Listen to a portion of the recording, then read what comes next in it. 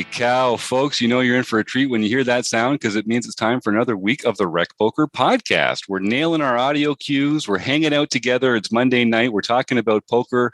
What could be better? I've got the best job in the world, so I get to hang out with these members of the Wrecking Crew and illustrious guests from everywhere in the poker world. So I got to just get out there and thank the Running Aces Hotel, Racetrack, and Casino, and of course, Website Amp and Website Mark for all that he does to keep us going over here in Rec Poker Land. If you don't know about Rec Poker, it's weird that you're tuning in, but thank you for joining us. Rec Poker is a vibrant and encouraging poker learning community. So whether you're just getting started or you've been playing for years and you just want to share your love of poker, if you want to get better, if you want to win all the chips and have a good time doing it, then come on over to rec.poker and sign up for a free account. All it takes is an email address and a smile. And you can be in line to use the forums, watch the free videos, join in the fun with the podcast and Discord, all the other fun free ways that we have to engage with each other and to get better at poker. But I am just one of the many recreational players that are passionate about the game that we come and talk about here on the show. So, Wrecking Crew members, why don't you tell the rest of the world where they can reach you and who you are?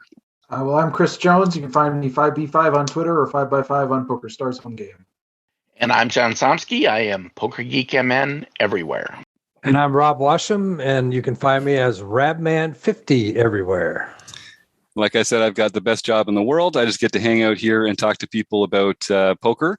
I want to thank a couple of premium members. First of all, Joseph Rafter, who's a new member who signed up recently. Haven't gotten a chance to actually meet with Joseph yet, but we've emailed a little. And Joe, I hope you get a chance to enjoy some of the great training content that we've got here. And folks like Paul Parker. Paul Parker's been a member for a while, and he's been an active participant in some of our strategy conversations. And Paul's shared some really good insights about how we can make the site better, make the community better. And I just love hearing from members with helpful tips like that. That's how I got involved too. So speaking of helpful tips, someone that I've been talking to about helpful tips for what feels like 10 or 15 years by now is the one and only Sky Matsuhashi. It's Smart Poker Study. It's the Poker Forge. He's on YouTube. He's on Twitter. He's got the training site. You can find him at a card room near you in California. Sky, welcome back to the show. Thank you very much for having me, Jim. Hello, everybody. So our listeners certainly know who you are already, but just in case they don't, how do you think about yourself in the poker world? When your family's friends ask you what you do, how do you describe it? As simple as possible, because a lot of people they can't wrap their mind around making a living online. I just tell people I'm an online poker coach. I coach online players how to play better. And so that's basically what I do, that's my basic description. But you mentioned a lot of the things. I do it through YouTube videos, the Smart Poker Study podcast, the pokerforge.com are my main avenues. Oh, and I've written a couple books as well. So. Yeah, it's hard not to know who Sky Matsuhashi is if you're interested in poker. And he's got a lot to share, particularly with recreational players like us. Sky is really good at working with people who are trying to figure more out about the game. And let's talk a little bit, Sky, about I feel like what sets you apart is not only sort of the preparation that you put into it, the quality of your learning materials, but also the emphasis that you have on active study. And can you just before we even really get started, can you just talk a little bit about the virtues of active study? Absolutely. That is the best way to learn. You've all heard the expression in one ear, out the other. If you're listening to a podcast while you're driving, doing the lawn mowing, you might not really retain a lot of it, right? Active study is about the process of you're actively trying to learn whatever it is that you're consuming, reading a book, watching a video, listening to a podcast. So in the moment while you're consuming it, you are actively taking notes. Maybe you have a poker journal, Evernote on your phone, however you want to take notes, because you want to basically take note of anything that seems important to you, seems useful when you play poker the next time. So you could take those notes into the future, look at them before you actually play your poker session, review your session afterwards while looking at your notes. So that's the first step. The second step to active learning is actually deciding, Sky just said that in his podcast. When I play my session tonight, I am going to practice doing that. Because action's the greatest teacher, ultimately. I can tell you everything there is to know about playing profitable poker, but if you don't actually use any of it, you're wasting your time learning. You said it. And I love talking to Sky. I'm just going to roll through a bunch of this stuff. But Chris, Rob, Martha, John, any member in the chat, if you've got any questions, just jump in or type them in there. So Sky, as it happens, the last few guests that we've had on the show have talked about cash games, and they've been primarily cash players. And I know that cash is also sort of close to your heart. Why don't we start with that and just talk about how do you coach towards a cash game player versus towards an MTT player? What are the kind of different priorities or strategies that people might be employing in that way? Yeah, so cash game play. Well, for my own personal coaching, I don't coach professional players. So I don't coach professional cash game or professional tournament players. They're all recreational players. Either they just want to get better at a game that they love, or they want to start making a decent side income, $100, $500 a month, that kind of a thing.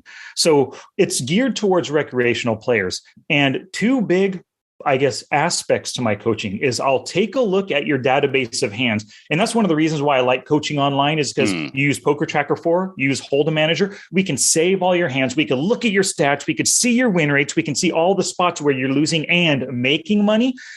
So that's the first part. I look at where you're making and losing money. The second part is targeting those areas. Okay, you're making money here. Let's do this and this and this more. You're losing money here. Let's work on better strategies, or just stop doing that thing that's costing you money.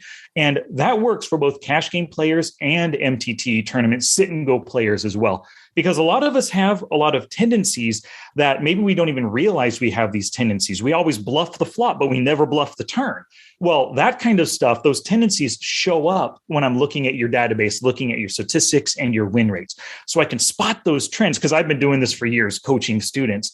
I can spot the trends and then give you strategies to use to practice to see, let's see how your results change over time as you use these strategies. And that's basically how my coaching is. And it's the same for cash and tournament players, basically the same. Now, for tournament players, I don't play a ton of tournaments, so I can't give you a ton of like final table, big stack, short stack, bubble strategy stuff. I can give you some because I'm a decent tournament player, but cash games is where I excel. Right on. And when it comes to cash games, then as a player, what is it about? Because I know, and correct me if I'm wrong, you also like enjoy playing cash a lot these days. I don't think that's what you're doing more. What is it about the cash game that you enjoy? Is it the quality of playing? Is it the flexibility? Is it the strategy? What draws you to it? It's two things. The flexibility, for sure. Just being able to sit down and open up 1 to 4 tables, even 6 tables if I want, and just play as much poker as I want. I can play for a 10-minute session. If I suddenly get a phone call, got to do something, I can leave. It's not like I have to dedicate 4, 6, 8 hours to a tournament, whether that's live or online. Tournaments are a long time. And I used to be a tournament player before I had kids. As soon as the kids came around, I cannot even dedicate 2 hours in one stretch to poker. So that's why cash games, I had to make the change to cash games. And so that's the first reason. I love the flexibility right there. The second is you can pick and choose your tables so that you can sit at the most potentially profitable tables with the most weakest players on it. Because in a tournament, you can't choose your tables. You can choose the buy-in. At $1.50 buy-in, you're going to get a lot weaker players than a $50, than a $100 buy-in. So you can kind of put yourself in situations where you face more fish. But with cash games, you could put yourself at the best table where you're probably the first or second best at the table and really try to pick your spots and pick on those other players. And so those are the two reasons I prefer cash games. Right on. And is there anything as a player, is there anything that you kind of like miss about the MTT part of your life or is there anything about it that you miss? Yeah, keeping score, basically, like the competition aspect, in tournaments, you're striving for first, but if you make the final 10% of players, you make the money. That's like a scoreboard thing. I made the money, and that's nice. And then you make the final table, 9th, 8th, 7th place, you work your way up. And it's just the competition aspects. It's more fun in tournaments than cash games. In cash games, it doesn't feel like a competition. It's just, I'm targeting you. You're the weakest player at the table. I'm trying to take your chips. There's no scoreboard, Yeah, it's more like golf, I guess. You're playing against yourself, kind of. When you're up or down and what the good plays are, the bad plays are. But there is something great about that laddering up in a tournament and, making those making those ICM plays, and I understand it's a more exciting game. I'm like you. I kind of enjoyed the competitive roller coaster aspect of MTTs, but I think cash is just a better fit for my life and my own way of playing. So, and I don't have the guts some of you guys have. Just do that MTT lifestyle, man. I don't know how you do it. John, did you have something? Well, I was just going to say there are some fundamental differences between cash and tournament play. I mean, we host an online home game that's for played money chips, and that still brings out the competitive juices in people. If you do a cash game, other than, playing for 20 minutes to learn it, it's really difficult for people to play well at cash unless cash is actually on the line. That's a great point. Yeah, that's a great point.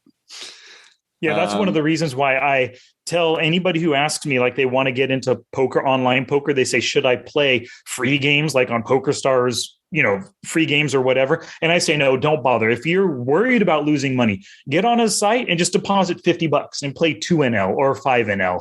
But you have to have, that's a good point, John, you have to have some money on the line to get you to play serious, but also in hopes that your opponents kind of play serious, because it is so frustrating when it's free chips and somebody 5-bet shoves on you pre-flop with 7 deuce for the fun of it. And then, you're trying to take it seriously. You got your pocket tens, you're thinking you're in a good spot right here against this guy, and he cracks you with 2 pair. Now, you were way ahead with your tens versus 7 deuce, but it's disheartening when they're making such idiotic plays that they wouldn't normally make and then catch you like that. Whereas if you're playing a $2 or $5 buy-in, at least there's a little bit more thought on their end, and they might not be doing that so much. Yeah, and it reinforces bad lessons too, right? Because then you start adjusting your play for these, wild, out of control players that are just playing for play money, and that's not going to set you up very well for success. playing against other folks like that. So Sky's talking about, we had Evan Jarvis on the show last week, and he was talking about different levels of play online. So when Sky says playing 2NL, 5NL, Sky, we're talking about the buy-in for the table. So if we're playing 1 penny, 2 penny, and people would buy in for 100 big blinds, you would buy in for $2 at 1 cent, 2 cents. Is that right? Yeah, and we call that just 2NL, like 2 cent no limit. That's the size of the big blind. So 5NL, 5 cent no limit, it'd be a $5 buy-in for 100 big blinds, and so on up from there. Yeah, there you go. So a little jargon for folks that might not know. So when it comes to, there's so many different ways to study poker. It's one of the great things about it. There's so many different things to study. There's different ways to study. One of the things that we've been talking about, so Chris Jones is running our membership content here at Rec Poker for our premium members. And I'm excited to announce that when this podcast comes out, the end of March, we'll just be starting our new monthly theme of learning for premium members. So in April, the theme is Final Tables and ICM considerations. And everything that we do in April is going to be themed on, well, not everything. A lot of what we do is going to have to do with Final Tables and ICM. So there's different ways to sort of get at it. I've found personally that this is a very difficult subject to study, or at least to study effectively. Because it's hard to reproduce that. Chris, talk a little bit about choosing this theme. And I just to expand on that question too. I mean, I think it's in tournaments, it's probably the most important time, right? It's the time where all the money is made. But Sky, just to go back to your first question, you talked about active study. Like if you talk about, hey, well, let's practice 3-betting out of position, right? You can go to a cash game and you can practice that. But if you say, hey, let's practice these high leverage final table ICM moments, that's harder to do, right? That's hard. But it's not like saying, hey, let's practice when we have quads, right? Like it's something that's going to matter when it comes up, but it's hard to practice. So what are some of your thoughts about active study for these sort of like, not like things that don't matter. It's like, but like things that do matter, but that are hard to, they're not as like, you can't just put yourself in those situations all the time and practice them. Yeah. So the first thing, especially when it comes to ICM and final tables, you have to be ready for the moment that you do get there. I mean, if you play an MTT, just at a minimum, if there's 100 players, only the top 10, if it's a 10-person final table, but the top 9 make it there. That means you have to get through 91% of the field to make it to the final table and practice your strategies. So the first thing you want to do is be ready for it. And when we talk about ICM, independent chip model, a lot of that is push fold poker. When you get down to 7 big blinds, what range should you push with? 15 big blinds, what range should you 3-bet shove with or open shove with? That's a lot of it right there. So prepare for those spots by having a push fold chart in front of you. Now, if you just look up push fold chart online, you're going to come up with tons of different sites. You can download some. The one that I've used most recently is from floattheturn.com, and you can put it as an app on your phone as well. And I'm not going to explain how to use it exactly. Once you get it, you can practice it. There's YouTube videos explaining how to use it. But basically, it'll tell you at 12 big blinds in the cutoff, this is the range you should shove. So when you're playing online and you're actually in a final table, bam, it's time to whip out your push fold chart and actively practice it. So prepare for when you're there. The second thing is try to simulate final table situations as much as possible. And the way I would recommend to do that is to play 6 max or full ring sit and goes. If you become adept at those formats of poker, you can make it into the money. 6 max, the top 2 are in the money. Full ring, the top 3 are in the money. Is that right? That's usually, yeah. Yeah, that's right. That's right. Yeah, I'm sorry. Yeah. So you have a pretty good chance of getting it into the money. And even before you get to the money, it's possible in a full ring at 5 players left, everybody might have 15 to 20 big blinds. Bam, there's your opportunity. Money's not on the line. You're not in the money yet, but there's your opportunity to start practicing your push fold poker, you know? And so that's how you can simulate that final table. And for any sit and go player, MTT player, if you have 4 hours when you sit down for MTTs, you can fit in 20 sit and goes during that time, potentially, which is potentially 20 final tables, 20 chances for you to practice your ICM push fold game right there. So that's how I would do it, simulate. The third way to study is every time you, in your Poker Tracker 4 or Hold'em Manager database, so assuming that you're playing online, cash games or live games, you can kind of do this as well, but go into your database, look at those spots where you were just dealt 15 big blinds, go hand for hand right there. You're in the cutoff with 15 big blinds, whip out your push fold chart. Oh, I could shove with King 10 suited. I only have King 9. That's a good fold that I made right there. The next hand, you're in the MP instead of the cutoff. Oh, it says I should shove with Ace 5 suited. I had Ace 5 suited. I folded. I should have shoved, you know? So go back and review the database and see where you missed your shoving or calling or folding, whatever kind of spots as well. So my 3 recommendations right there. Oh, and for live players, yeah, it is so tough to practice the final table stuff. But what you need to do is whip out Evernote on your phone, have a pad of a notebook and a pen if you need, whatever. Anytime you get into a push fold kind of situation, if you fold, great, fold, but take a note of it. I was in the cutoff, 15,000 chips. Big blind was 4,000 chips. Like, you know, and research that stuff afterwards off the felt and see what you could have and should have done. Yeah, that's great. I think that kind of that mix of preparation and simulation, those are the best ways we can kind of get at it from both sides, right? And it does feel like there's kind of a sense of rote memorization to it when it comes to some of these charts, but that's not necessarily a bad thing. I mean, like what we're talking about is fundamental rules of math when it comes to poker. And trust me, there's plenty of room for people to get artistic and creative with how they work with all sorts of aspects of poker strategy. But, you know, the push fold stuff when it comes to these ICM calculations, it's kind of been solved. So let me ask you then, what would be some sort of circumstances where you might just choose to deviate from that kind of situation in real time, either live or online? Well, when it comes to push fold, that means you're committing all your chips as the shover, the raiser, or the caller. So if you're committing your chips outside of a recommended range, it's because you believe the opponent's still tacked are more likely to fold than anything. Right. So maybe it's a bubble situation. The top 5 players get paid. There's only 6 players left.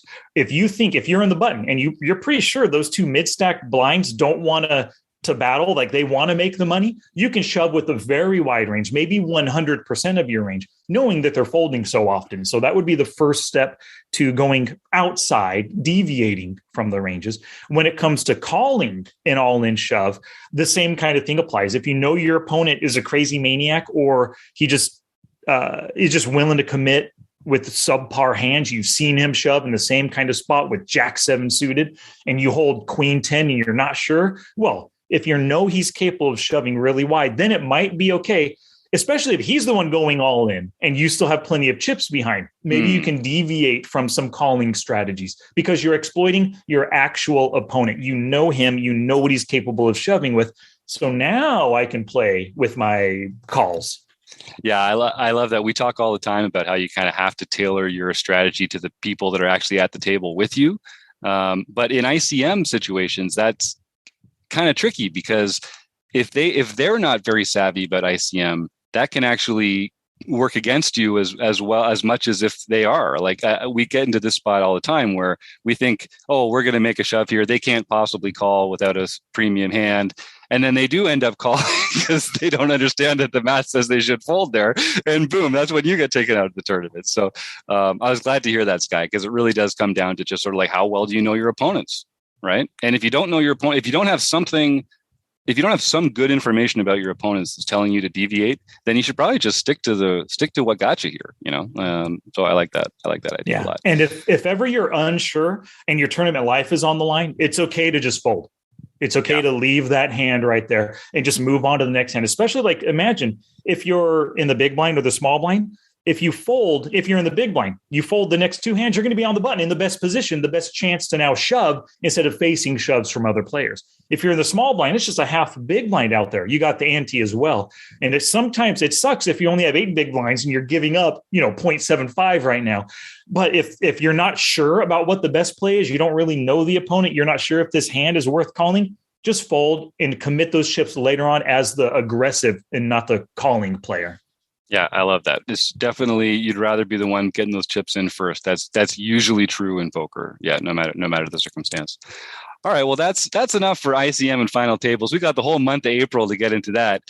Sky's actually going to be coming back in May to join us in the Focus, where we can talk about pre-flop range construction and betting sizes. We're going to use Flopzilla. We're going to get our elbows deep in some great programs and some training stuff there. What else have you been working on, Sky? And what have you been spending your time on? What are you looking forward to coming up? Well, still doing the podcast weekly, YouTube videos weekly. I actually started putting my podcast videos in YouTube form. So you can check it out there. Smart Poker Study on YouTube, the podcast as well on any podcast platform. But I just spent so much time, and I love this new workbook that I created. I call it the Online Poker Hand Reading Workbook. I have first envisioned it would be 45 pages with lots of exercises and an answer key. And it ended up being 87 pages with lots of exercises and answer key, 6 bonus video quizzes, 2 bonus video. I mean, I made this. It took me so long, but I put my heart and soul into it. I absolutely love it. And it's going to be going on sale next week sometime. Like, I need to create the sales pages and all the verbiage and all the sales stuff, like creating your product, your book, or whatever it is. That's the first step of releasing new things to the public. Now comes the marketing, which I still feel, even though I've been doing this forever, I feel like a marketing noob. And every new thing I need to try to put out there into the world, it feels like I'm reinventing the wheel each time when it comes to sales pages and emails and all that stuff. So it's going to take me another week or so to get that done. Yeah, and that's something, because here we're all recreational players. All of Rec Poker is just a labor of love, and the way that we do it is we've got a whole team of people over here, all contributing time and money every month. Like we just pour a lot of ourselves into this to make it happen. You're mostly just Sky Matsuhashi over there. How do you do it, man? Like I don't understand. Like you talk about your marketing journey, but I feel like. You're just doing such a great job with that kind of stuff. How do you do it? Like, do you have a time machine? Do you not sleep? You've got a family life as well and everything. And like this, you're a small business owner. How do you do it? I try to utilize the hours I have to myself as much as possible. So I wake up early in the morning. I'm always up by 5. I do my stretching, get my coffee, and then I get to work. And I always love to have, like, my goal is every day to have one new item created, whether it's a draft of an email or a new sales page or a new video, a training video, or the podcast. I love to have that created before 7:00, before the rest of the family wakes up. And so that's my goal. That's how I think that's how I'm able to really get everything done. And then as soon as they go to school, my wife goes to work. Now I have more time to do more things, and I know for myself from doing this for years, I can't get creative post 11 a.m. Like my creative, let's make something new. Let's type out 500 words for the sales thing, do the next chapter in a book. That all has to be done by 11. For whatever reason, after 11, my creative side is gone. So what I'll do, like I'll record the podcast audio or record the video, but then I'll save the editing till after 11 o'clock. Cause now my brain doesn't have to work. I just have to cut and splice things together, So I have a process that I understand and I know works for me. And I try to do it every single day. That's really smart. I'm getting savvy when it comes to sort of time blocking and following your natural rhythm and energy and that sort of thing. Because you can't be productive 24 hours a day. And we all have these human cycles of energy and effort and focus and that sort of thing. So play into your strengths. Okay. All right. I'm going to try and do that a little more. Yeah. I'm going to try and do that a little more. Yeah. And that early morning, that does make a big difference too. It does, yeah. If people are looking for a way to find time for something that they enjoy, because we all have these things in our life. They're not urgent, but they're important, and we need to make time for them if we want to have a healthy life. And the only success I've had is just getting up early and just doing it then. So yeah, my hat's off to you there. So then, what do you do to unwind or to blow some steam off or to just not be this superhuman productive machine all the time? What's fun for Sky Matsuhashi these days? Fun is playing Fortnite with my son. I do that a lot. I'll watch movies. I'm a big movie fan. I read books, always reading. You and I have talked about that before. And so I just do stuff like that. I love podcasts, specifically like comedy or like fun podcasts. I don't listen to, self-help podcasts and stuff because it's just so tough.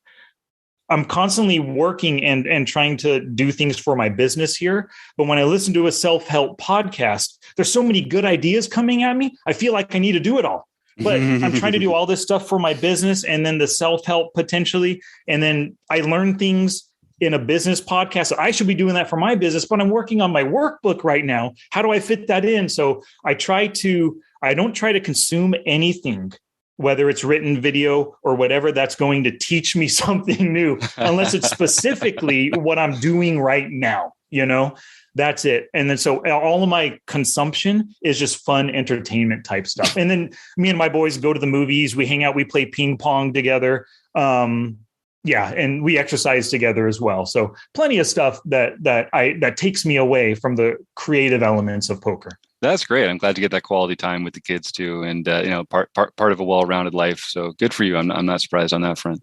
We've got a question here from Chris saying advising poker players to get up earlier feels like a bit of an uphill battle. Yeah, I think you're right, Chris. But that's it. That's what we got to do. We got to make time for the things that are important to us, right? Yeah. Well, there's also other times, and I try to teach my students this, and I put this out on the podcast and stuff. You got lunch breaks. A lot of people work a 9 to 5. They have that hour for lunch. Don't sit with it's cool to sit with your friends and shoot the crap, and have fun and everything. But you could bring your lunch to work, eat in 10 minutes. Now you got 50 minutes to study poker or play the guitar, whatever your hobby might be. Go for a walk and get healthy during your lunch break. You've got those times. You got late at night too, once the kids go to bed and maybe your wife's watching Netflix and she wants to watch her show, and you can do your own thing right there. So you can, whatever works for you. I've always been a morning person. It probably stems for 4 years from 12 to 16 years old, I was a paper boy. And for all of you younger people listening right now, you don't know what paper boys are, but we used to have them. And I'd be up by, 4 a.m. on Sundays, but like 5 a.m. every single day at 12 years old, folding papers, loading up my bike, and then taking and delivering them. So I think that trained me to be a morning person. And it's stuck ever since. That's so funny because I was definitely not a morning person until I was going to school in Halifax. And my first early morning job was opening a convenience store on campus. And one of the first things you do there is you go through the newspapers that got delivered very early and you get them all set up and everything. And then I did that for a few years and I could just never sleep in again after that for whatever reason. It just broke me. And so that's how I've done it, getting up early. But I love that Paperboy. I can see you with like the satchel and just like, on the bike, flinging them in like out of the movies. I love that. I was. Mm-hmm. So have you had a chance to play live much? I know you mostly enjoy playing online, but I know you've played in like that turkey tournament that your friend puts on every year, and you're in California. I know there's some card rooms around there. How often do you get a chance out there to tickle the felt? I could go every day if I wanted to, but I don't, and I haven't. I only play at home games with family or friends, and at the turkey shoot tournament, like every year, the day after Thanksgiving, playing that. But really, I don't play live. I just love the convenience of being on my computer and just playing online. So that's basically all I do. Although this coming World Series of Poker, I'll be going out to Vegas for at least a week, 5 to 7 days. I'm not sure when, though. Probably during the Colossus. Right on. Yeah, it's exciting to have it right around the corner. I know we've got a couple of forum posts over at Rec Poker for people putting dates together and trying to find the right time to go down there and have a meetup. I think I'll be down there for the tag team event, if nothing else. So I don't know, probably not the same time as the Colossus, but maybe we'll find a way to cross paths. Mm-hmm. I'll give the folks here another chance to type any questions in or ask any questions, but I know we're coming up to the end of our time together, Sky. A couple other questions that I've got. So you're very plugged into the poker community. You're very active. As a member who's been in the poker scene for a while, you've seen it evolve. You've seen the game evolve. You've seen sort of the culture evolve a little bit. With all that in mind, you can take this anywhere you want. What's one thing that you wish the poker community was doing differently or better? If you could wave your magic wand over the poker world and say, I just wish this was a little bit different, what would it be? Well, the magic wand, and I don't know that there's only one thing that comes to mind. It's that online poker should be 100% legal everywhere. Mm-hmm. If just about every state has like legal lottery tickets and super lotto and stuff, why can't we just choose to play poker? Either I could go spend $1,000 at a grocery store right now on lottery tickets. Why can't I just do the same for poker? It makes no sense. Now, I don't know that that's a poker community thing. It's just more like legislators. Magic wand, that's what I would do. But other than that, I never think in those terms. I'm presented with something and I'll do my best with what I have right now. And that's basically how I approach poker. Right on. I love that. So if folks want to get in touch with you, we've said there's a bunch of different ways to do it. Is there a favorite of yours? Is there a way that you just really enjoy engaging with people that we should tell them to go to meet you through? No, not a favorite way. I respond to any YouTube video comments I get. You can find me at smartpokerstudy.com, thepokerforge.com. That's where I do most of my interacting. It's with Poker Forge members. So, at thepokerforge.com. And then I interact via Discord there mostly, but we also have our monthly member-only tournaments and monthly group coaching Q&As. So those are the best ways to get a hold of me. Or Twitter, Smart Poker Study as well. Mm-hmm. Mm-hmm. And I do encourage folks to reach out because, again, back in the day, when I was getting started in Poker Tracker, Sky was extremely generous with his time. We emailed and DM'd quite a bit and really helped me a lot come to understand Poker Tracker and how to study poker. And so I really do appreciate that. And I know you've got a gift to share with other poker players. So I hope that they do come in and check you out and just tell them Jim sent you. Let Sky know that. Yes, please do. Jim and Rec Poker. Yep. Yeah, that's it. All right. Well, is there anything else you'd like to leave us with, Sky? No, I'm good. Thank you very much for your time today. I appreciate being here. All right. Well, we're going to roll into the community events, talk about some home games, and I just look forward to our next conversation already. Have a good little while. Maybe we'll see you in June. Yep. See you then. Take care, guys. All right. Take care, Sky. So, Sky Matsuhashi, I just love that guy. He's got a great attitude about poker. He loves working with recreational players. and he's just got a really good attitude about learning. So it's always fun. And I do like, here around Rec Poker, we talk about me as though I know something about Poker Tracker 4, but Sky's the guy to talk to. If you really want to get fancy about Poker Tracker 4, he's the man. So let me see, John, why don't we start talking about home game results over in Memberland? All right. Well, we'll start with the most important tournament to report on, and that is the Daily Series Tournament of Champions. Ooh. On March 14th, Rick the Good Dog, Rick Rock Omen, won the TOC Tournament of Champions for February. He's on a obviously roll. Played in March, but it was for everyone who won a Daily Series event in February. Yeah. Speaking about famous local poker players, this guy, all he does is just kill it over at Canterbury. He's just on every winning list. Every time I'm opening my Twitter, it's like, hey, congratulations to Rick Rockoman. I won another one. Yeah. He's at Canterbury and Running Aces. Yeah, wherever they're doing it. Sometimes the same day. It's just like, I don't know how he does it. So keep it up, Rick. You're doing great, man. And for our nightly events, Lefty 19, Mike Budicello, nice. Got his first nightly victory for the year. Fergie 56, Kim Kilroy, got her third. No surprise Poker there. Geek MN, John Somsky got his third. All right. GF Hawk, Eric Romo got his third for the year. Swedish Fishy 77, Lars got his first nightly victory for the year. And Chad McVean got his first nightly victory for the year. How about that? The guy's everywhere. It's amazing he even has time to play. This is true. Well, he probably does it between tweets. So, it's like tweet, bold, tweet, raise. Then we have Seville 300ZXTT, Jeff Martin. Won the daily mixed victory. We need more people like this. Get your names into Poker Stars and make it as hard to pronounce as possible. That is, any new players joining our game need to make them entirely as impossible to pronounce as possible. That's funny. Yeah, we got to keep tripping John up on these. That is a tough one. And the funny thing, I thought that was Chris's offer to start reading all of them. Never gonna happen. Was it not? Although he did, he subbed for you last week. It was, yeah, that's right. I thought you did a great job, Chris. So this is funny. Actually, it is a really obscure username. But it reminded, I think I recognized that player from Twitter. So I looked them up. And yeah, Seville 300ZXTT, Jeff Martin, that's also his Twitter handle. And Jeff is a fun follow on Twitter. So Jeff, if you're listening, right on, man. Congratulations on your mixed game win and welcome to the community. I have a feeling, and that sounds like it's the maker model of some type of a car.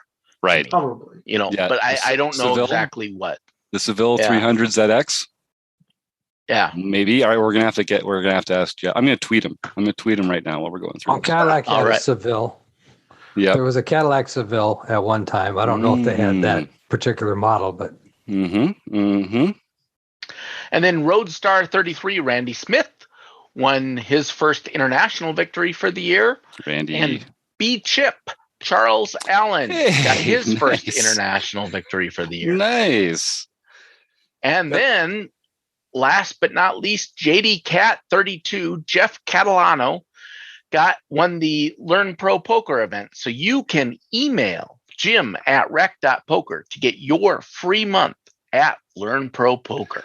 There you go. And Jeff, you're going to enjoy that. I think they've got a ton of great material over there at Learn Pro Poker, and they're great friends of us here at Rec Poker. So every Sunday night, if you win the tournament, the home game tournament that's free to enter, you get a whole free month at Learn Pro Poker. So send that email along, and we'll look forward to sending you that code. I'm excited. We got a bunch of great players in the summer in the rundown this week.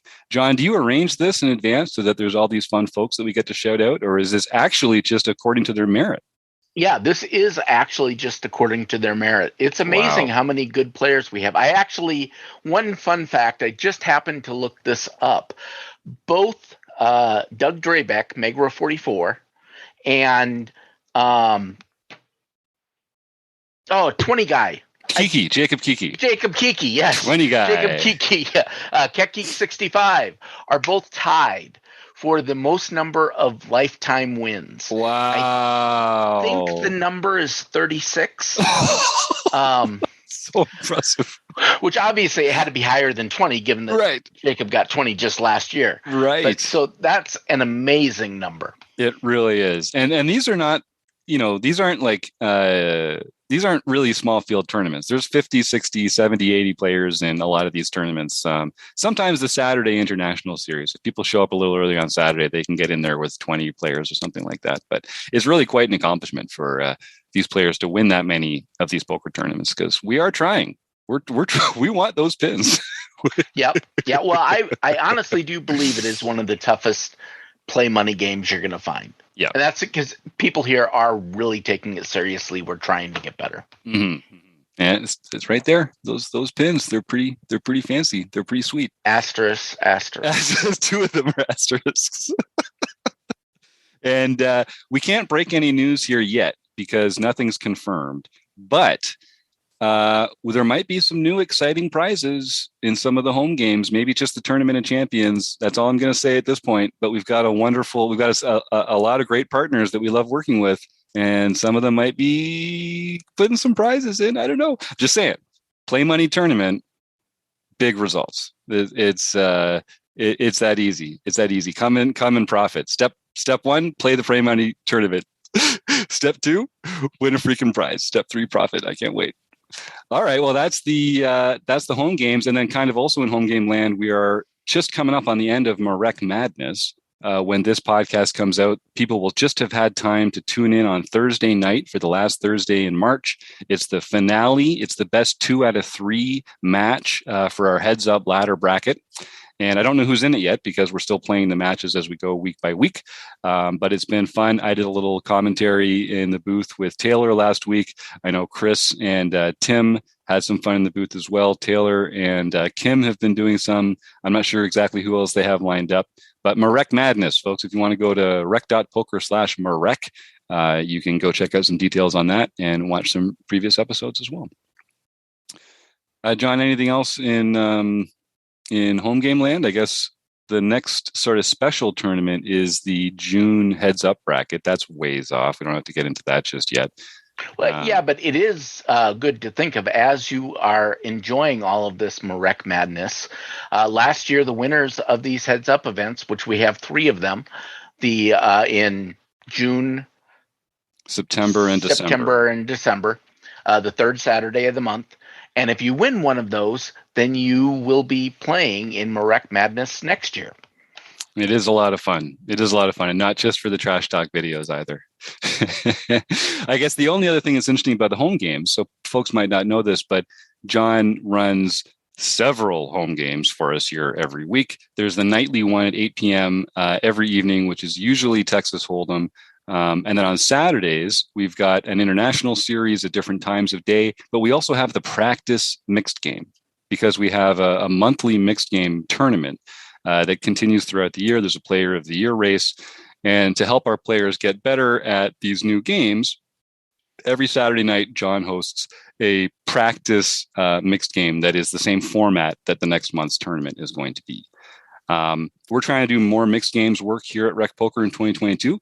So we're bringing in a ringer, Jake Hirschfield. You may have remembered him from a previous episode a few weeks ago. He's going to be joining us every month to use his platform Unshuffled to do a little demonstration of how the different mixed games are played, good strategies to use, strategies to avoid, and just a little more help when it comes to learning the mixed game. So we're starting it off easy. The game in April is Limit Hold'em. So it's going to be more about different betting sizes and betting patterns than anything else. But you can join us for the first one of these Unshuffled mixed game demos on March 30th. It's a Wednesday. It's free. It's not just for premium members. If you're a community member, you can come and hang out with Jake and I and the rest of the panel here, and we'll talk about Limit Hold'em and how we're going to take everyone's chips in April when we're going in there and playing in the nightly series. So I'm looking forward to that one a lot. Yeah, so far we've had 2 mixed practice games, and in both of them, I am happy to announce that I was able to gain the chip lead at one point during those tournaments. And I am also sad to announce that I was unable to cash cash in either of them.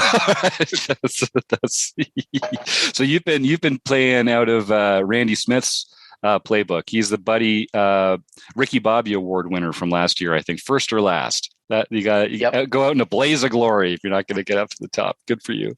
That is the most fun way to play. Right. Chris, why don't we talk a little bit about what you're getting up to? Not only are you sort of looking at ways to restructure the website and how we kind of present some of our information to our members, but you're also curating these monthly themes now. So tell us about that a little. So because we did a big member survey, and pretty much, people kind of told us that they like Rec Poker. Rec Poker is great, but one of the things that kind of came across is like a thing that they would love to see improved, or the most, the biggest thing that we could do to improve Rec Poker is just to make our content a little bit more organized. So we're working on that. We've got a plan in place. It'll take a little while to get it all sort of, but over the course of this spring, you'll start to see some changes on the website, some ways that we reorganize how you find things, how you connect with things that we do, make them a little more easy to figure out. And then the other piece that we're doing along with that is we're really starting to try to think of each of our monthly, we've been doing these seminars for a while, but each of these monthly seminars are going to now start to be focused around a topic or a theme. And really the hope with that is that it helps drive a whole community conversation around that topic for a month. We're going to align the recorded member seminar, a Q&A that we're going to do with members. We're going to have Gareth James join us to do some stuff. We're going to have some learning with partners pieces that will align with it. So if it's anything from like playing the big blind to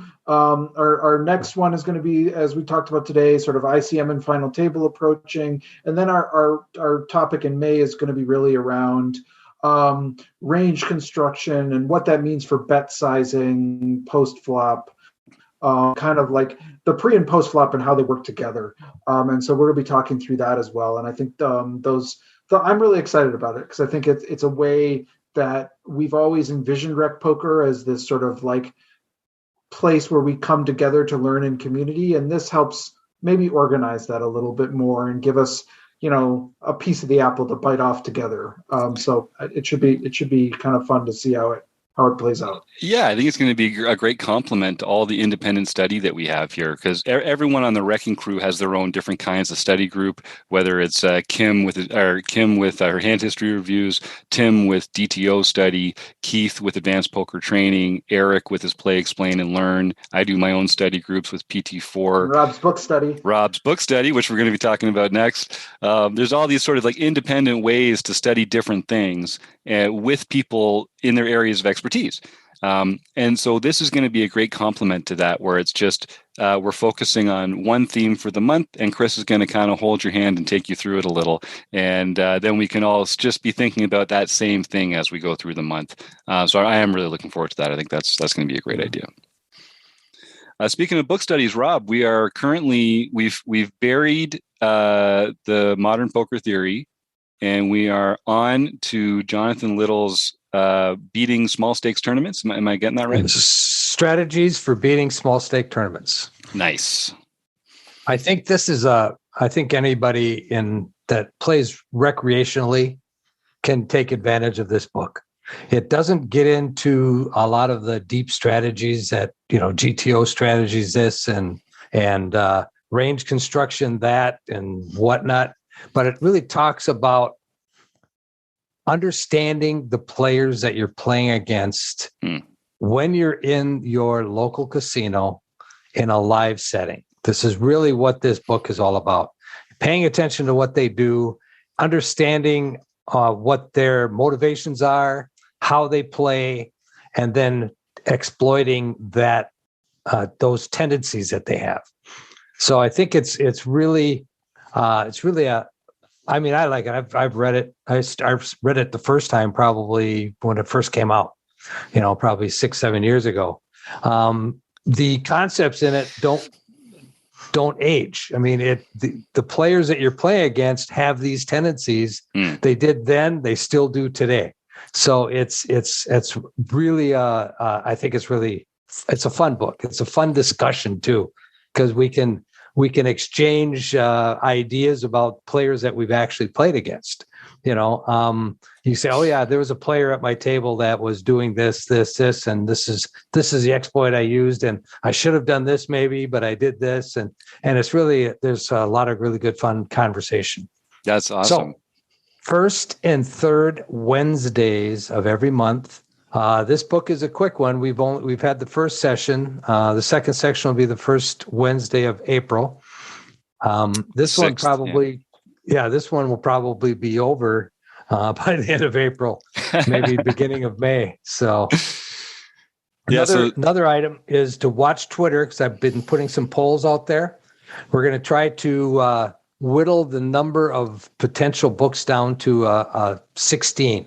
A very manageable 16. We're going to whittle it down to 16. Well, then we can do polls of 4, and do like a Marek Madness. Yes. And bring it down to 2 finalists and figure out where we're going to go from there. So look for that on Twitter. And I think I tagged at Rec Poker, obviously.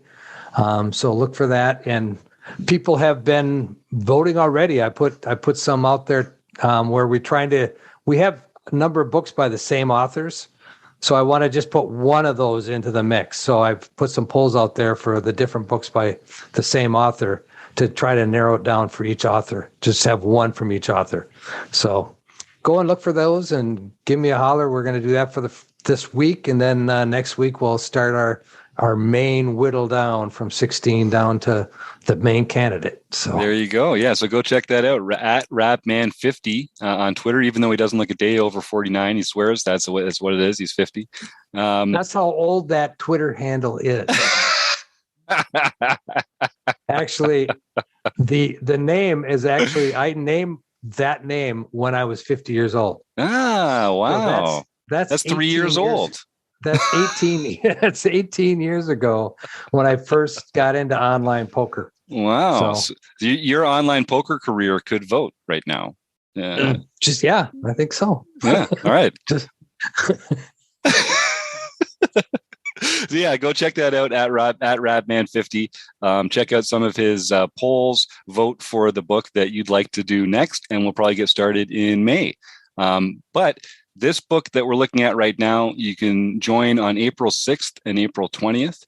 And it's a free download, isn't it, Rob? If you go to, is it pokercoaching.com that people can go to find it? Pokercoaching.com. It's written by Jonathan Little.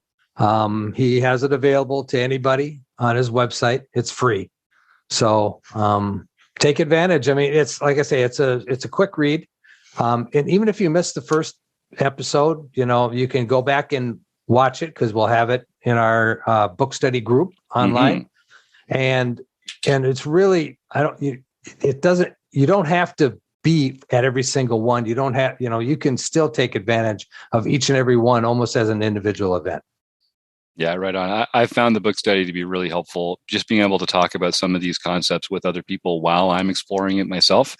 I just wish I'd done more of that earlier in my poker career instead of trying to just do it all by myself. But we all learn eventually, I guess, or we don't. I did. So hopefully, if you're listening, hopefully it's not too late for you.